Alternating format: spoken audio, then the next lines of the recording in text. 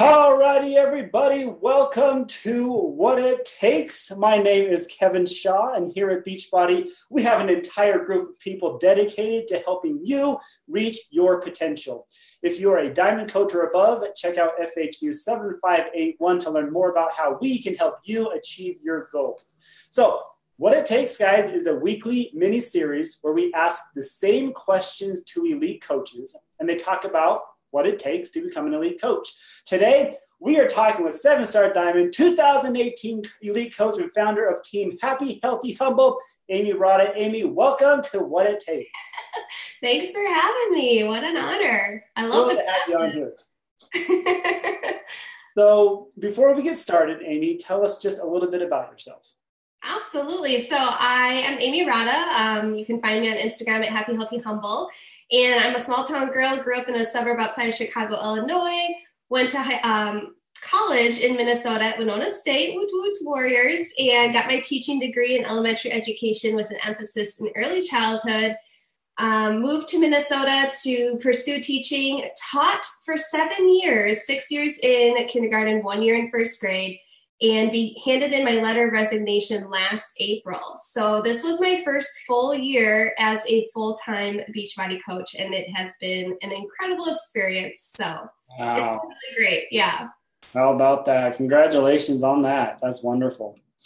Okay, we're just going to dive right into these questions, Amy. Number one, how were you introduced to Beachbody? So this is a really great story. One that I think is important for a lot of people to hear because my coach, Jamie Innes, hey James, she reached out to me via Instagram. I was somebody who was gym oriented. I would consider myself a gym rat, but when I did go to the gym, didn't really have a plan and, would run countless hours on the treadmill and then go over to the weight section and do a few abs and call it good. So I would post on social media just to kind of hold myself accountable. Never used hashtags, never really knew anything about social media and how you could build a business on it. And this was back in 2015. So Jamie reached out to me via Instagram with a message. And I didn't even know you can message on Instagram. Like that's how oblivious I was to social media. And she was just like, hey girl, love your vibe. Have you ever considered doing what I do as a coach? And at the time I was, finishing up my master's degree, planning a wedding. I was going through a lot of serious health issues with IBS and leaky gut. And so I was in and out of the hospital, missing work. I was just stressed. And there was this no, I could not add one more thing to my plate. I also owned my own photography business at the time too. And so I was editing weddings and it was just crazy. And so I said, no, thank you, but you do you, girl, keep going. You're doing awesome. She reached out to me again. So second time, again, I said no. And at this time I was like, holy cow, this girl's persistent and a little annoying. I told her no again. And then the third time, about a month later, she just said, hey girl, I can't get you out of my head.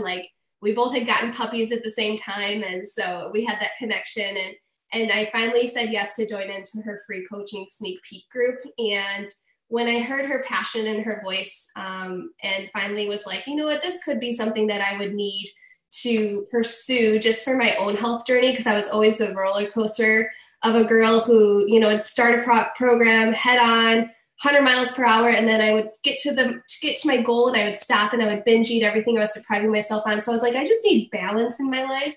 And so I said yes, and initially started just to get my health journey in track, to get my gut in track, and just kind of my own selfish reasons. I needed to become a happier and healthier person myself. Yeah. I started with the 21-day fix extreme. And after 5 days of using Shakeology, I was a whole new person and just feeling great, less bloated. Bathroom was great. I don't want to go into detail with IBS issues, but there was just so many things that I just was like, if this is working so well for me, why not share my story and why not reach out to people that I love and get them involved too? And so I started with 400 followers on Instagram. I barely knew anything about it, but just sharing my story consistently every day is just kind of how it started, and it just momentum built forward. I think the key word there was consistently.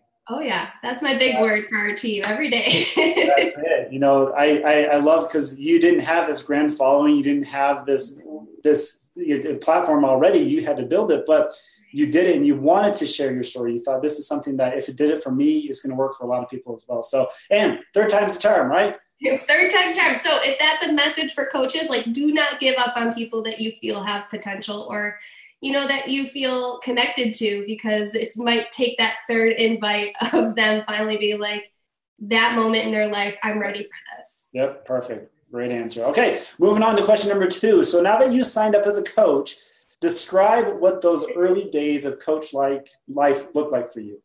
So again, with my story, I started more so just as a discount. I wanted the discount on Shakeology. Then it turned into a hobby where, I could share this with a few family and friends.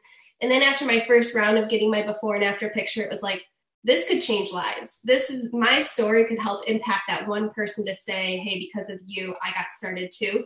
And I thought if I can make a little extra income with that and be able to pay for my Shakeology, that is like the added bonus right there, right? So I'm helping people and being able to pay for this, shake that didn't fit into our budget at the time because we were living paycheck to paycheck.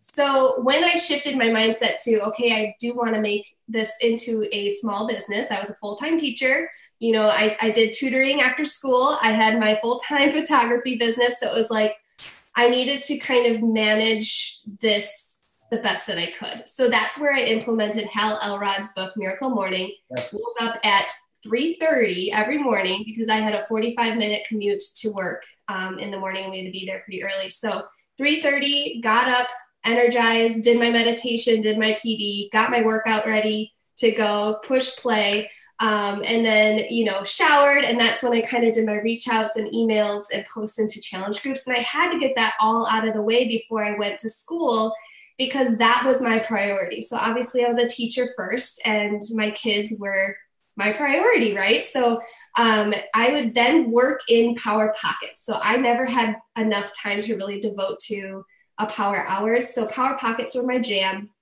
I had a morning prep, so I made sure everything was ready to go for my kiddos. And then if I had extra time, I would, reach out or answer questions or do those types of things. And same with my lunch. I used to go into the lounge and then I ended up eating in my classroom because I wanted to reach out. And when I was pushing to Diamond, I was reaching out to 50 people a day and following up and tracking and having conversations. So my workload was quite intense just because I was so fired up by this business and I saw the potential in it. And so I couldn't slow down because I didn't want to slow down. And so that was just kind of who I was. And then when I came home from work, being a newlywed, we devoted time, worked out our schedules as far as, okay, how much time should Amy be devoting to this? How much time can I devote to being a newlywed, being a new fur mom, having a house that we were fixing up, that sort of thing. So just finding that healthy balance of hours. But, there were nights where I would stay up late because I needed to watch a YouTube video on how to grow my Instagram following or, how to do Canva or how to do Streak. Like those types of videos that I wanted to learn how to improve in something happened at the nighttime.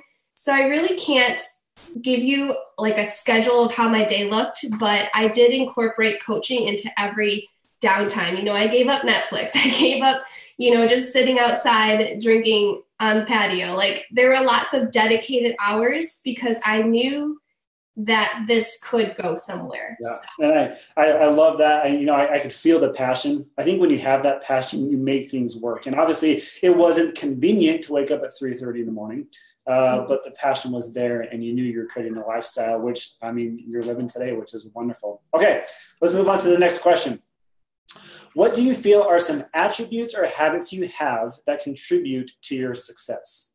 I think the number one thing that I preach over and over and over again is just the consistency factor. I haven't gone a day without posting on social media. I haven't gone a single, there have been so many trials these past couple months for my life. And there were so many days where I didn't even want to get out of bed. But for me, it was like, I want to show up for others. Therefore, I'm going to show up for myself. And that was my motivation, and just consistently sharing the highs and the lows. And when I do have those really hard days, which have been really frequent lately, I share with people, hey, this is a hard day, but this is what I'm going to be doing to, kind of push myself forward to stay that person that I desire to become. And just sharing my story unapologetically, authentically, out loud. Once I stopped caring what people thought and what my coworkers were saying behind my back, and maybe even what my family thought, when I stopped caring what they thought and focused on this one post or these 3 posts are the reason this person is now in my challenge group and living a happier, healthier lifestyle, like that was entirely worth it for me. So maybe you can chalk it up to consistency and dedication to just my people. Perfect. Consistency and dedication. Yeah. What's funny is, coaches, I say this all the time. If you've watched enough of these episodes, you'll see the same theme come out over and over and over. That's it. I mean, this is she's preaching exactly what should be happening. So, okay, next question. What advice do you have for a brand new coach who doesn't know where to start? What can they start doing today to achieve long-term success? Number one answer is get your results. You need to be proof of that product, because a picture of your before and after is going to speak so much louder than any words can ever speak. And once you have that traction of, this is who I was before Beachbody, this is who I am now, this is what I'm striving to become, when you can share that story with the proof that, yes, you have gone through struggles too. And, coaches join and they say, well, I still need to lose 40 pounds. So maybe I should wait to sign up to be a coach after that. And it's like, nobody wants the perfect Barbie as their coach. They want the person who's real, raw, unedited, and going through the same struggles that they are going through. So if you're a brand new coach and don't know where to start, you need to make sure that you are posting your journey every single day, giving people the tools that they need to be successful. So even if they didn't sign up with you, what type of value could you add to their lives every day? And, just making sure that you're connecting your story to somebody else. So speak to the person. I always tell my new coaches this: speak to the person you were before you joined Beachbody, the person who was lacking in community and friendships and accountability and support. Speak to that person so that, you're kind of like that light for the bug. They want to just continue to check in and see what you're doing every day. And then that's where you can create that relationship. Perfect answer. Love that. Well, okay. What about the coach who is struggling or who is thinking about giving up? What advice do you have for them? Oh my goodness. I just went live with this in my coaching page this morning. It's so funny. My biggest thing is don't give up. So when you don't feel like your business is moving as quickly as you'd like it to be, or, you're comparing yourself to somebody else's coaching journey and they're ranking advancing and you're not, or their spouse supports them and yours doesn't. When you're getting all of that negative energy in your head, you need to take a step back. You need to read your PD. You need to plug into some motivating, YouTube channel or podcast, and you need to really reflect. And I have them write down why they joined coaching. For me, I needed consistency in my health habits. I was binge eating, depriving myself of calories, and then I would run 7 miles, and then I wouldn't work out for 6 days. So it was just like, I needed consistency. And then I found community and family and support and love. So all of those words are words that I reflect on when I'm having a bad day or a bad week, because even if the business side isn't good, you're still part of this community that is uplifting, and, you should feel that support, or your health journey has taken a complete 360 turn for the best. And so, keep pushing. No successful CEO has built their business in 3 months. And that's usually when coaches start to get discouraged. And it's so funny because it's like, you need to post for an entire year sharing your journey before people can trust that you're going to help them succeed too. You have to not give up on yourself before they are going to be able to, want to sign up with you or want to be a part of your groups.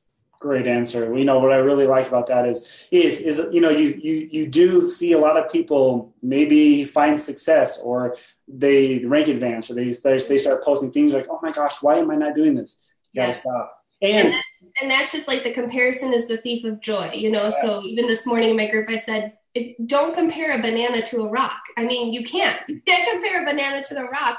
So why would you compare your chapter 3 to somebody's chapter 27? It's not fair to yourself. And then you're stealing the joy of every day that Beachbody does bring to your life. So just be patient. Yep, be patient and be consistent. and don't put a time frame on success. Success will happen when it's ready to happen. you just keep plugging away at those consistent patterns. Great stuff. Okay. Last question on advice here. What is the best advice someone has given you regarding your business? Never stop learning. Never stop learning. You can be the teacher, you can be in this seat that I'm in today and teaching to others all the time. But when you stop learning yourself and you stop implementing the new things that you're learning, that's when your business is going to get stale. And so for me, I love to learn, and I love, not just watching the YouTube video, but then carving time into my schedule to implement what I've learned and try what I've learned. And, there's so many moments where you come back from a great, even with Summit coming up, that you're going to be on information overload and you're going to be jazzed to the max and you're going to want to just shout this from the rooftops, but you have to digest it and then you need to implement it, and you need to be, always making sure that you are putting your business as your focus. I hope you guys wrote that down. That is awesome. Awesome advice. You're too kind, Mr. Shaw. Okay, here we go on to the speed round. Amy, this is where I'm looking for short, sweet answers. On average, how much time do you spend working your business per day? So I can't do short and sweet with this because it's changed so much. When I started coaching, I was working essentially 2 full-time jobs. And so my time spending in the business has changed significantly since becoming full-time. But now as a full-time coach, I do devote, business hours from 6 a.m. to 8 a.m. is my workout, my meditation, my PD, my getting ready, my breakfast. And then from 8 until 4 are my business hours. Okay. There you go. What is your average SC each month?